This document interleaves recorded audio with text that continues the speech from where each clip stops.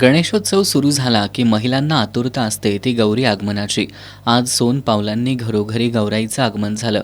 वास्तविक गणेश चतुर्थीनंतर तिसऱ्या दिवशी गौराईचं आगमन होतं, परंतु यंदा घरगुती गणेशोत्सव 7 दिवसांचा असल्यानं आज 5व्या दिवशी गौराईचं आगमन झालं.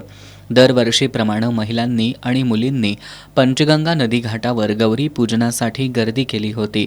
या ठिकाणी सर्वांनी गौराई गीतांसह झिम्मा फुगडीचा फेर धरला.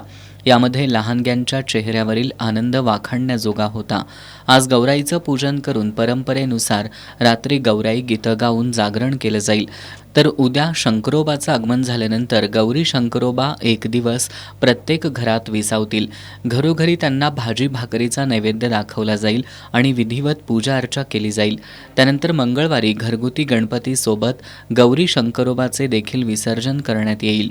डोंगर कपाऱ्यांमधून गौरी गीतांचा घुमणारा सुमधुर आवाज, झिम्मा फुगडी या पारंपरिक खेळांचा तरुणींनी धरलेला ठेका आणि गौरीचं घरी आगमन, वयोवृद्ध महिलांनी स्वयंपाकाच्या परातीवर कलात्मकतेनं रवी घासून वाजवलेले संगीत,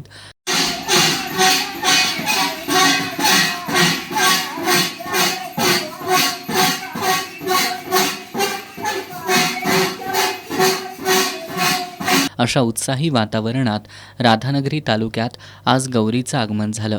पावसानं उघडीप दिल्यानं मुली आणि माहेरवाशिणींमध्ये गौरी आगमनाचा उत्साह होता. गावागावातील नदीघाट महिला आणि मुलींनी फुलून गेले होते. पारंपरिक वेशभूषा आणि साजशृंगार केलेल्या मुली सेल्फी घेण्यात दंग होत्या. सर्वच गावांमध्ये गौरीचं आगमन, महिला आणि मुलींनी सजून धजून पारंपरिक गौरी गीतं गात झिम्मा फुगडीचा ठेका धरत केलं.